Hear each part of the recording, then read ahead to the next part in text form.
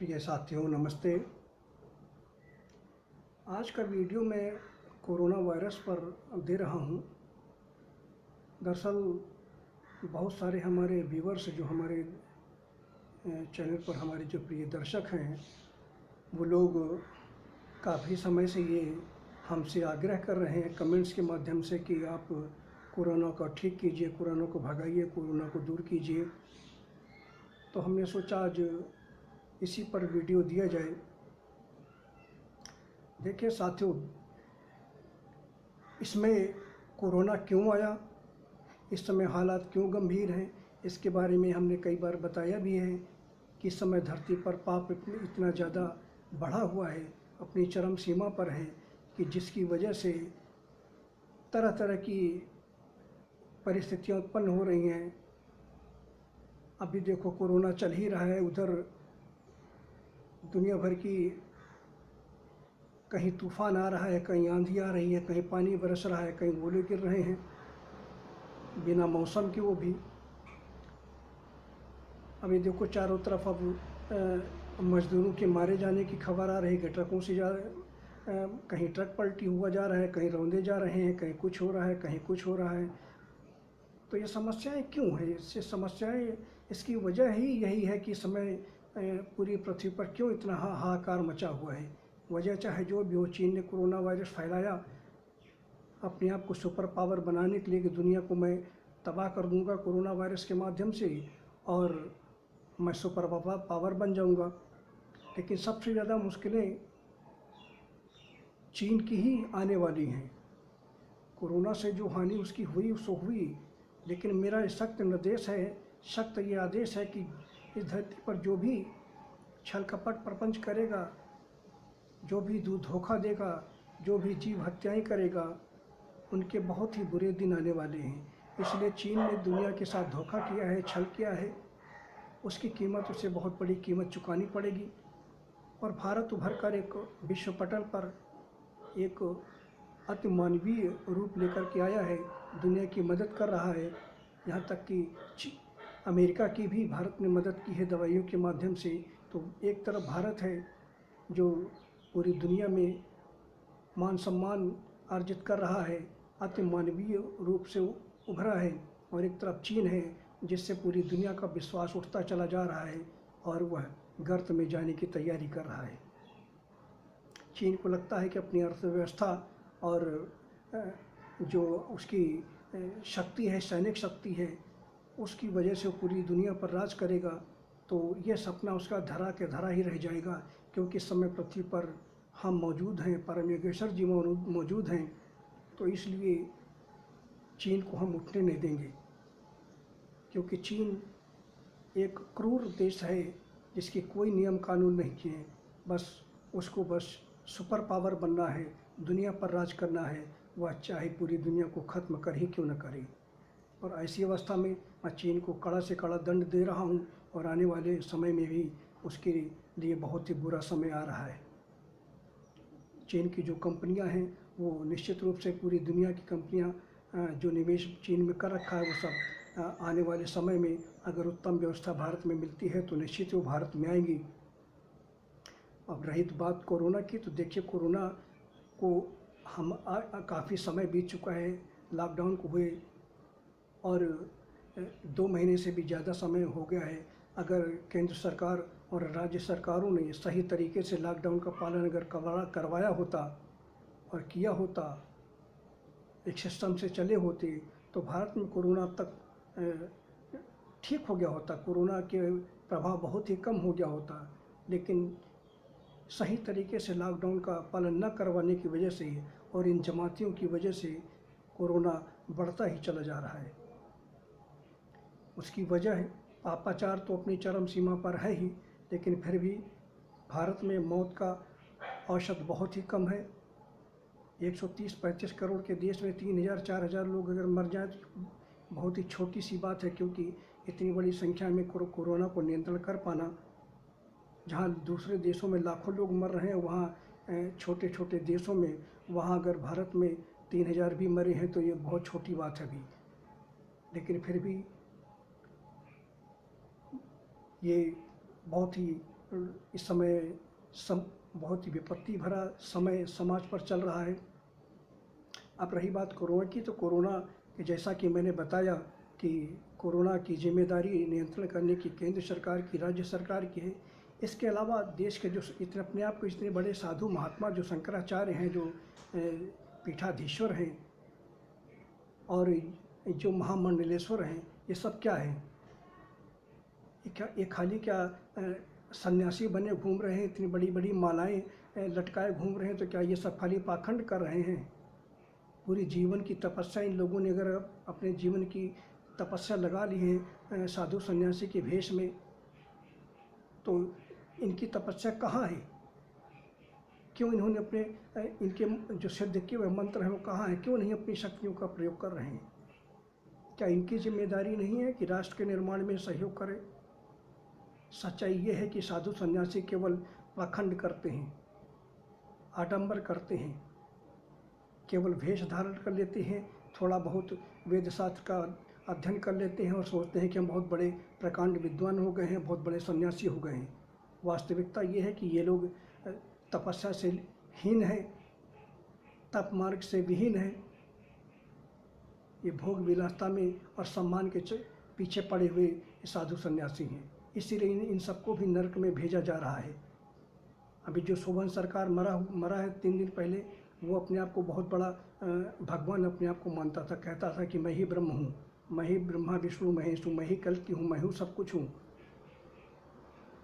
और इस मैं तत्व के कारण उसको इतना पाप उत्पन्न हुआ कि उसको घोर नरक में फेंक दिया गया। तो अब रही बात मेरी, जो मुझसे जो लोग अपेक्षा कर रहे हैं कि मैं कोरोना को ठीक करूं, तो मैं बिल्कुल करने के लिए तैयार हूं, लेकिन इसके लिए कुछ गाइडलाइंस हैं। सबसे पहली बात ध्यान से सुन लीजिए कि सबसे पहली बात तो केंद्र सरकार और राज्य सरकारों को, खासतौर से केंद्र सरकार को मेरा आह्वान करना चाहिए। आप लोग मेरे वीडियो को उन तक पहुंचाइए, मेरा आह्वान करें, वो मुझे बुलाएं, मुझे प्रसन्न करें, क्योंकि मैं केंद्र सरकार से, इन लोगों से, मोदी से खुश नहीं हूँ। मैं इन लोगों को मैंने बार बार मिठाई खिलाई है, बार बार प्रसाद ग्रहण किया है, बार बार ये झूठ बोलते हैं, अहंकार के मद में चूर हैं ये लोग। तो सबसे पहली बात, ये लोग मेरा आह्वान करें, मुझे प्रसन्न करें, मुझे बुलाएं और इसके लिए हवन यज्ञ की व्यवस्था करें। कम से कम 3 हवन होने चाहिए, मेरा आह्वान होना चाहिए। मेरे भक्त अनन्य जब मेरा आह्वान करेंगे परम योग शक्ति रूप से, तब मैं इस कोरोना का संहार करूंगा, निश्चित करूंगा। ये छोटी सी बात है, कोई बड़ी बात नहीं है, मैं बिल्कुल राहत दे सकता हूं, लेकिन हमें प्रसन्न करना होगा, हमें बुलाना होगा, हमारी मदद लेनी होगी, अहंकार को छोड़ना होगा कि मैं प्रधानमंत्री हूँ, मैं रक्षा मंत्री हूँ, मैं गृह मंत्री हूँ, मैं मुख्यमंत्री हूँ, मैं राष्ट्रपति हूँ। इस तरह के अहंकार को छोड़कर मेरी चरणों में आना होगा। देश के उज्जवल भविष्य के लिए इनको हमारी सहायता, हमारी मदद लेनी ही पड़ेगी, आज नहीं तो कल। क्योंकि मैं वो हूँ जिसको पूरी दुनिया आज ढूंढ रही है, तलाश रही है, जिसको लोग कहीं कोई मुक्तिदाता कहता है, कहीं कोई तारनहार कहता है, कहीं कोई कल्कि अवतार कहता है।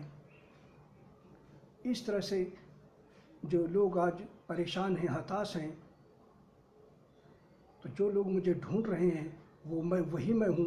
क्योंकि दुनिया में सभी लोग अपने मस्तक पर, जो अपने आप को कहते हैं मैं कल्कि अवतार हूँ, मैं तारनहार हूँ, मैं मुक्तिदाता हूँ, अपने मस्तक पर चंद्रमा ढूंढ रहे हैं। क्योंकि नास्ट्रोडामस ने बताया था कि उसके मस्तक पर चंद्रमा होगा। साधु संतों ने भी शोध करके बताया कि कल्कि अवतार का मस्तक में चंद्रमा होगा, अर्धचंद्र रेखाएं गले के नीचे होंगी। लेकिन कोई अपने मस्तक पर चंद्रमा ढूंढ नहीं पा रहा है, गले के नीचे 2 अर्धचंद्र रेखाएं नहीं ढूंढ पा रहा है। लेकिन मैं वो हूँ जिसको पूरी दुनिया इंतजार कर रही है, पूरी दुनिया तलाश कर रही है, क्योंकि मेरे मस्तक पर स्पष्ट रूप से चंद्रमा, अर्धचंद्र विद्यमान है दोनों भवों के बीच में, और गले के नीचे 2 अर्धचंद्र रेखाएं स्पष्ट रूप से मौजूद हैं। देखिए, अर्धचंद्र बिल्कुल पूरी तरह से स्पष्ट रूप से मेरे मस्तक पर विद्यमान है। तो मैं वो पूर्ण ब्रह्म हूँ, पूर्ण तत्व हूँ। लेकिन मुझे प्रसन्न करना होगा। मैं कोई देवी देवता नहीं हूँ कि फूल माला चढ़ा दें, झूठ मूठ की प्रशंसा कर दें जिससे मैं प्रसन्न हो जाऊं। मेरे भक्तों के लिए मेरी कड़ी आचार संहिता है। मैं अपने भक्तों के द्वारा ही मैं जीवन मुक्त करना चाहता हूं, और उसके लिए सबसे कड़ी आचार संहिता यही है कि आप सबसे पहले ब्रह्मचर्य का पालन करें। आप लोगों से गलतियां अगर हो गई हैं तो कोई बात नहीं, लेकिन आगे से गलतियां न करें और ब्रह्मचर्य का पालन करें। अगर शादीशुदा हैं तो अपने जीवन साथी के प्रति पूर्ण रूप से वफादार हों। अगर आप मांस का सेवन करते हैं तो पूरी तरह से मांस का सेवन बंद कर दीजिए। झूठ बोलना बंद कर दीजिए। किसी के साथ छल कपट करना बंद कर दीजिए। जीव हत्या करना बंद कर दीजिए। उसके बाद आप लोग मुझे मेरा आह्वान कीजिए, मेरा ध्यान कीजिए। मेरा मंत्र वैसे तो मेरा पूर्ण बीज मंत्र है ओम, एक अक्षर ब्रह्म, यही मेरा ओम, यही मेरा एक अक्षर ब्रह्म है मंत्र है। इसको जाप करने में, पूरी तरह से स्पष्ट रूप से जाप करने में लगभग 8 से 10 सेकंड का समय लगता है। ये मेरा बीज मंत्र जो ओम है, ये ना तो शब्द है ना ही स्वर है। ये पूर्ण रूप से शब्द और स्वर दोनों से ही रहित है। कुछ लोग कहते हैं कि ओम आ ऊ और माँ शब्द से बना है, लेकिन यह पूरी तरह से निराधार है। ना तो यह पूरी तरह शब्द है और ना ही यह पूरी तरह से अक्षर है और ना ही स्वर। तो इस तरह से ओम परम योगेश्वराय नमः, ओम परम योगेश्वराय नमः, इस मेरे बीज मंत्र का भी आप जाप कर सकते हैं। क्योंकि मैं कण कण में व्याप्त हूँ, मैं सर्वव्यापक हूँ, अनंत हूँ। मैं इस मानव रूप में तो सिर्फ एक जगह यहाँ विद्यमान हूँ, लेकिन मैं सर्वव्यापक हूँ, कण कण में व्याप्त हूँ, हर हृदय में व्याप्त हूँ।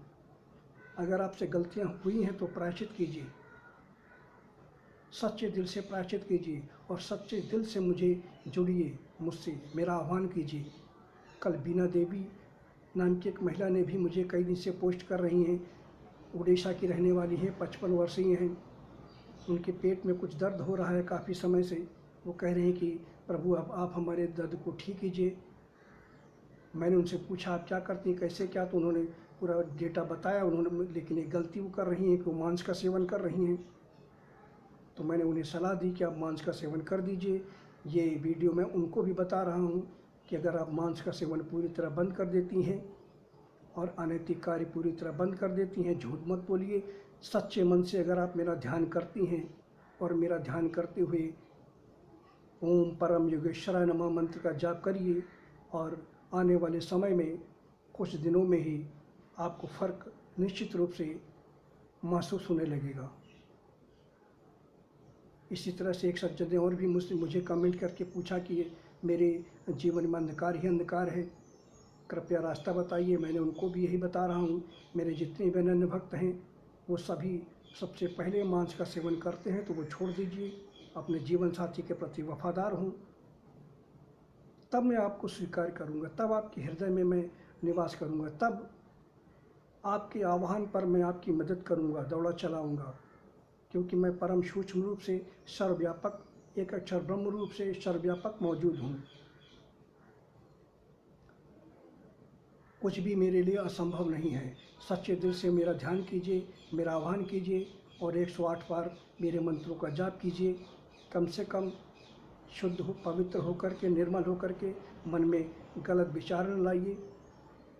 और ये मत सोचिए कि अभी मैं के लेता हूँ, बाद में ठीक हो जाऊँगा तो फिर खाने पीने लगूँगा आपके मन में, क्योंकि मैं आपके हृदय में मौजूद हूँ।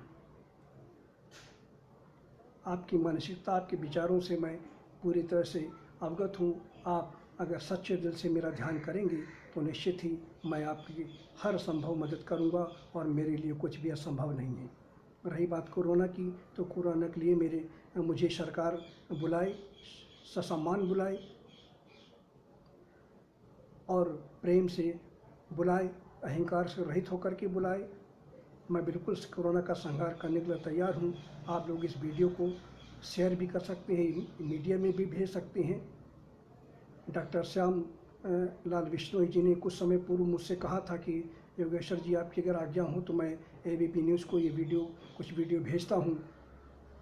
अब मैं उनको अनुमति देता हूँ, आप सबको अनुमति देता हूँ कि आप चाहें तो मेरे संदेश को सोशल मीडिया पर और टीवी चैनल्स पर, न्यूज चैनल्स पर सरकार को भेज सकते हैं और मैं पूरी तरह से मदद करने के लिए तैयार हूँ। धन्यवाद साथियों, आप लोगों का बहुत बहुत धन्यवाद।